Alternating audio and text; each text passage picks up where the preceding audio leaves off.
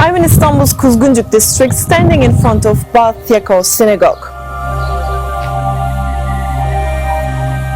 This is the Surkriko Luserovich Armenian Church, and right next door is the Kuzguncuk Mosque.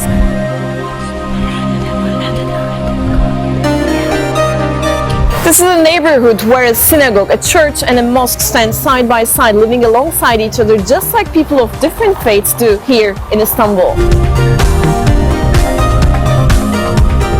Istanbul has been a melting pot of religions, cultures and traditions for many centuries.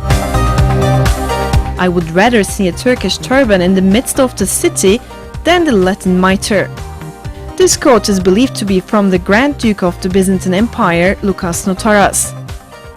He hadn't forgotten about the Fourth Crusade and the torture that the Catholics had inflicted upon Orthodox Christians back in the 13th century.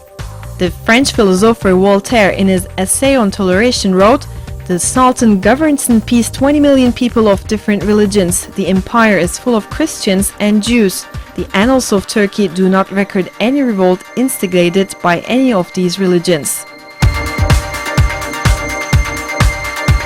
Now we're in Istanbul's Galata district, which is a multicultural area and has a great importance for the Jewish community in Turkey. They are still one of the biggest religious minorities in Turkey. The presence of the first Jews in Anatolia dates back even before the 1st century. And after Sephardic Jews were expelled from Spain in 1492, they found shelter in the Ottoman Empire, and today thousands of their descendants still live in Turkey. Mois Gabay is one of them. Born and raised in Istanbul, he is a 36-year-old professional tour guide. There are around 16,000 Jews living in Turkey. 15,000 of the Jewish community is living in Istanbul. We have around 200 synagogues in Turkey.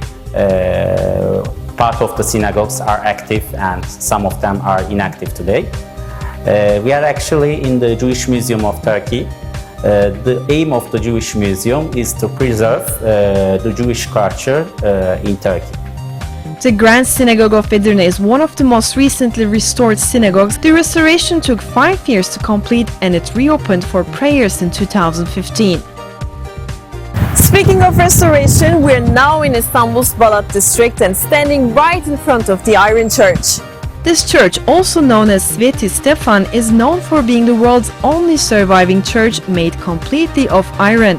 The restoration took 7 years and the church was then reopened by Turkish President Recep Tayyip Erdogan and the Bulgarian Prime Minister Boyko Borisov in 2018.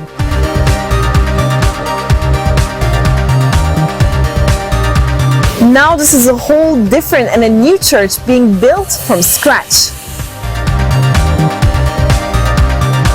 St. Ephraim Syriac Orthodox Church is coming to life in Istanbul's Yeşilköy district, home to a vibrant Syriac community. And it has a great importance because once it's finished, it's going to be the first church to be built in accordance with Turkish regulations in the history of the Turkish Republic.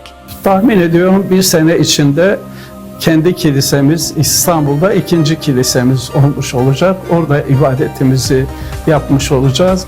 Bu konuda Türkiye'de yaşayan Süryaniler olarak kendimizi şanslı addediyoruz. Bu ülkenin bölünmez bütünlüğü, bu ülkenin üniter yapısı her Türk vatandaşı gibi biz Süryani Türk vatandaşları için de çok önemli. Around 25,000 Syriacs live in Turkey, almost 17,000 of whom are based in Istanbul. Other than Istanbul, Syriacs live mostly in the east of Turkey, in cities like Mardin, Gaziantep and Diyarbakır.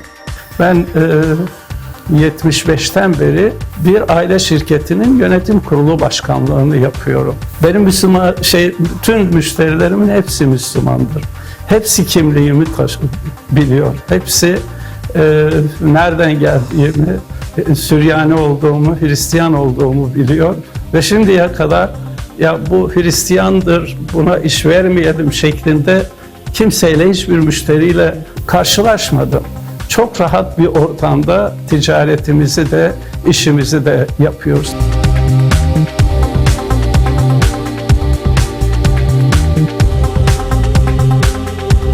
Meet Tess Tarzian. She is a 29-year-old Armenian born and raised in Istanbul. She is one of the 70,000 Armenians living in Turkey with Turkish citizenship. In our holidays, like Christmas, Easter, in those days, one of my Muslim friends, not one of my, every Muslim friends send me messages like happy holidays, like those things, and they send me gifts from in Easter and Christmas, and it feels very good for me because they can share my feelings and joys with me on that days.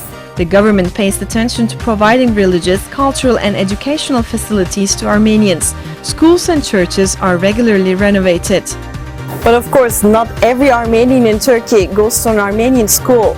My grandmother told me that Tess should go to an Armenian school for learning Armenian, and my father said no, we live in Turkey, in Istanbul, so she doesn't need to speak Armenian, so I can easily educate her about Armenian, but she has to go to a Turkish school.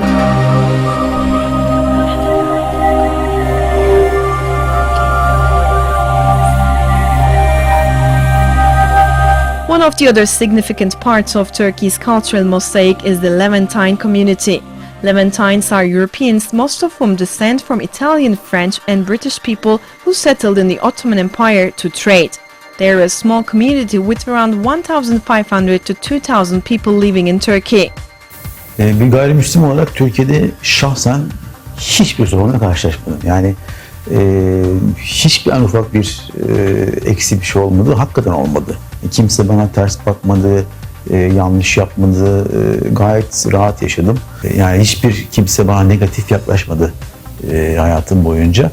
Tam tersi bu bir artı olmuştur. Şöyle ki ilginç geliyor birçok insana ve bir sohbet olayı çıkıyor ortaya. They practice their religion in Catholic churches, of which there are 10 in Istanbul.